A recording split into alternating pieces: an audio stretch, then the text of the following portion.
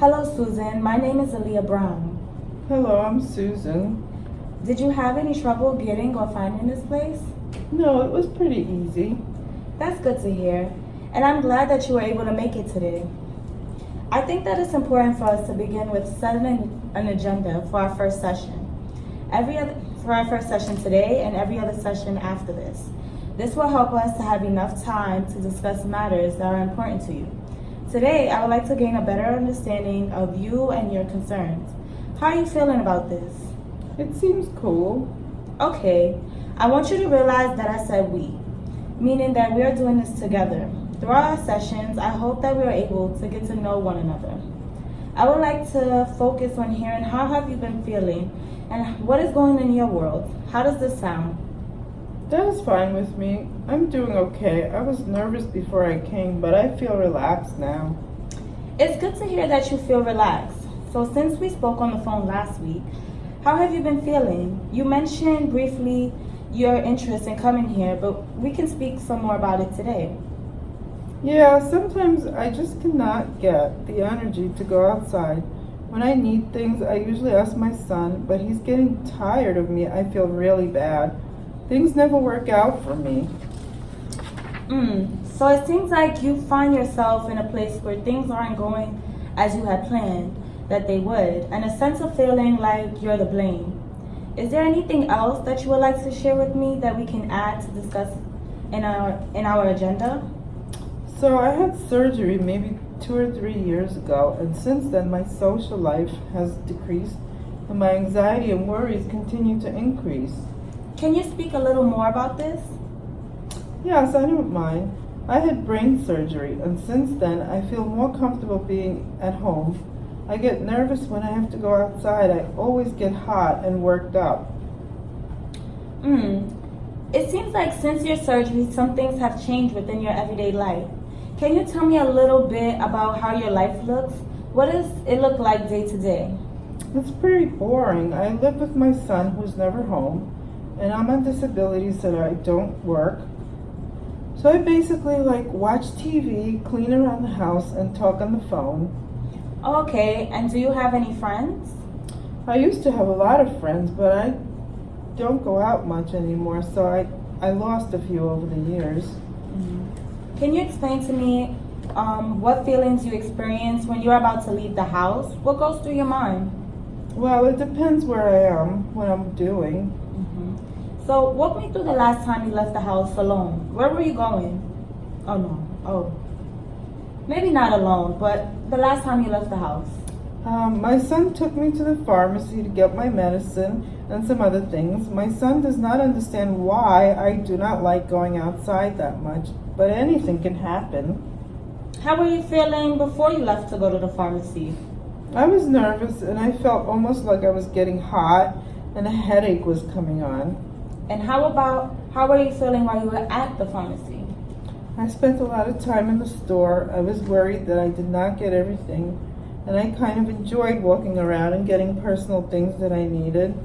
So it seems like even though your nerves were creeping up on you before you went, while you were actually there, you were able to get things done and you felt a little bit accomplished. Yeah. It's a very difficult adjustment and process after you have a surgery. All of a sudden your life changes. One thing I would like to say, it's not really uncommon for people who have survived traumatic brain injuries to suffer from mood problems like depression or anxiety. Oh, really? I could see why that is. Yeah, it seems like you're facing real life challenges and situations that can be frustrating right now. But you are often misunderstood, especially since some of your challenges that impacted you from your surgery deal more with your inner thoughts than your appearance. I think it will benefit you and your situation if we work from a cognitive behavior framework to address your concerns. How does that sound? Well, I'm up for anything that will make me more comfortable going outside by myself when I want to. Have you heard of cognitive-based therapy? No, I have not. Okay, so first, cognitive-based therapy is often referred as CBT. It is really focused on understanding the connection between our thoughts and our feelings. So we have thoughts that are going around in our mind all the time, and they really do impact how we feel emotionally. Meanwhile, the situations that we often find ourselves in is also connected to those thoughts and those feelings. I know it sounds like a lot, but how are you feeling about this? I think it should be okay. You have already made some of the difficult steps, setting an appointment, coming here to seek assistance, and identifying what you believe is your problem. Yeah, I guess you're right. When you identified your problem about going outside and some of the feelings that occurred, or how you tend to behave, highlight some of the key components in CBT, which are your thoughts, feelings, and the situation that may be causing the feelings and behaviors. I'm not sure I understand. Okay, so for example, the situation is one that you mentioned. When your son is unable to get things that you need, like medication, and you have to go outside, you start to think of certain negative automatic thoughts and begin to feel sad or anxious. Yeah, that's true. And the emotion you mentioned was anxious, worried, and sometimes overwhelmed. How does that sound? Yes, and many more worries, but you are on the right track. Okay, good.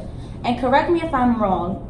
Your behavior can be described as you either deciding to go outside or stay in your house. Okay, I understand what you're getting at. It's all connected. Yes, Susan, you got it. So, throughout the course of our counseling sessions, we'll be able to try to sort out how they're all interconnected. But how can you start by making some changes so that ultimately your emotions can start to change? Okay. So another component of CBT is doing work outside of this office. We can refer to it as homework or an action plan, whichever one you feel more comfortable with. I would rather action plan, I think. Okay, great. So an action plan causes for you to do some action. What are some of the things that you feel you can do the next time you go outside by yourself? I think I could ask someone that I feel comfortable with to go with me, or write a list of the things that I want from the store. Okay, that sounds good. Good job. I would like for us to take steps by steps and let us know how it goes. Thank you. Would you mind if I wrote down the action plan so that we both can be reminded of exactly what it is next week? No, that's not a problem with me. Okay, great. So first I'm going to write down, you, Susan, will sit on your porch for an hour. How does that sound? Okay, I can do that. So for an hour, for 3 days out of the week before you come back next week.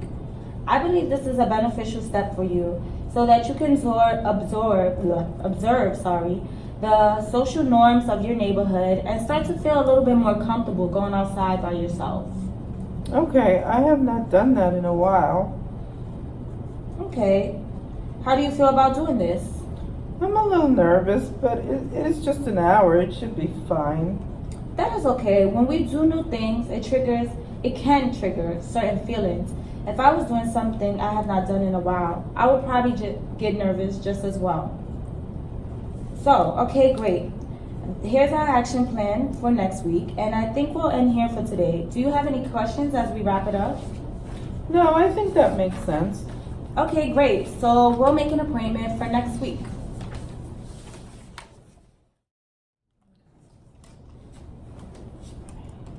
Hello, Susan. Nice to see you again. Thank you for coming in. How was your week? How's your week been, mood-wise? I've been okay, fairly stable, but still a lot of anxiety around the house.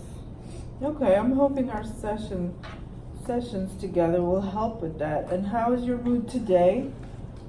I'm a bit anxious, but nothing out of the norm for me. Great, thank you for sharing that. Let's get started since we have a lot to accomplish in a fairly short period of time. I will go through our agenda so we can try and keep our time together as efficient as possible. How does that sound? That sounds good. Okay. We will normally begin our sessions with a check-in of your mood and an update of the week since we last met, like we just did. Okay. Then we will review your action plan we have developed during our previous session. We will try to prioritize the day's session with the issues most important to you. We will work on a specific problem of most importance within a CBT context, trying to examine the thoughts that related to the feelings that resulted in behaviors that you're trying to change. Does this make sense so far? Is there anything you need me to clarify? Please stop me at any point. No, this makes a lot of sense. After we work on the current problem, we will develop an action plan for the week ahead, like the one we did last week. Is there another issue that you would like to address? We can tackle that at this time. If there is another issue you'd like to address, Okay. we can tackle that at that time.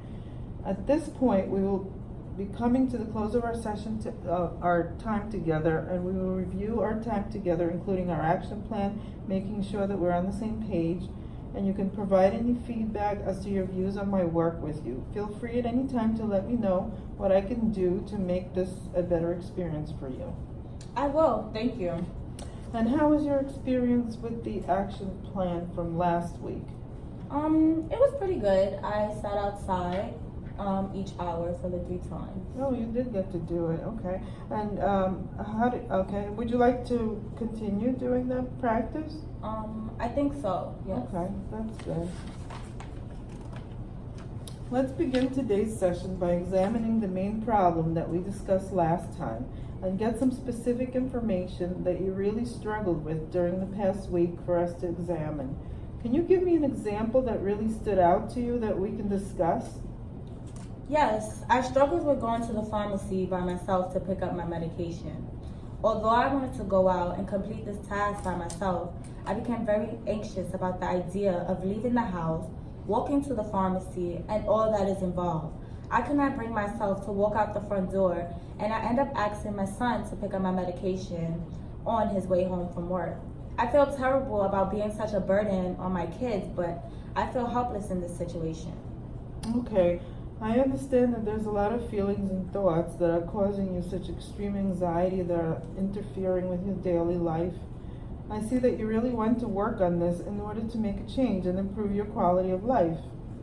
Yes, I would. I have very little quality in my life, being a prisoner in my own home.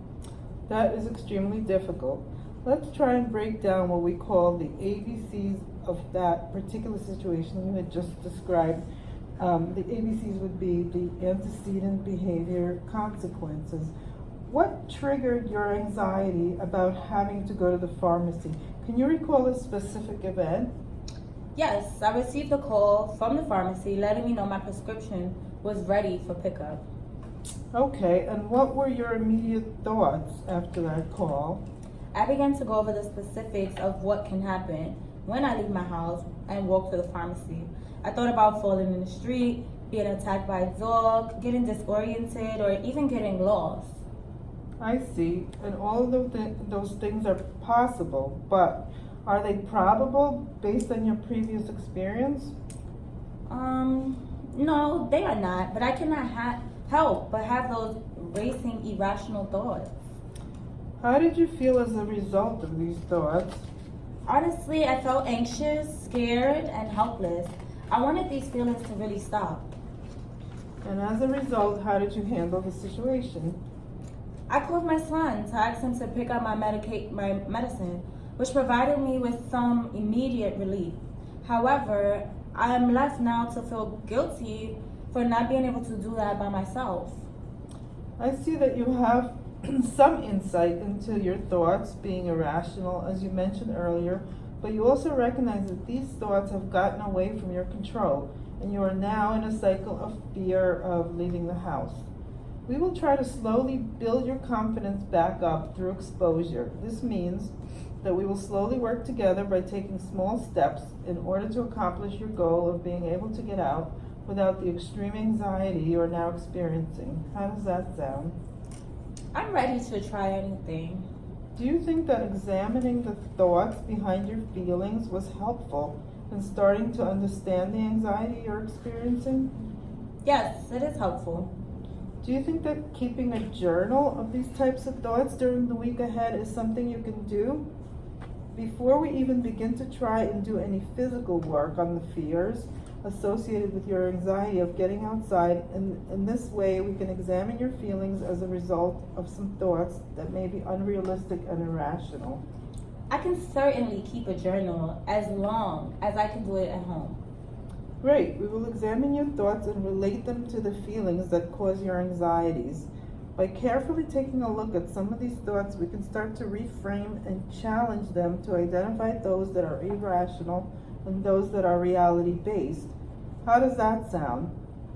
Little steps can lead to a lasting recovery through building useful coping skills that can alleviate debilitating anxiety. I can assure you there is hope for recovery. People have had a lot of success with CBT. I hope this works for me. I will give it a try. Let's recap what we have spoken about and our plan for the next meeting. We discussed your anxiety and the specific example you provided, getting out of the house to get to the pharmacy. This was very disappointing to you, and you would like to overcome your fear of leaving the house in order to improve your quality of life.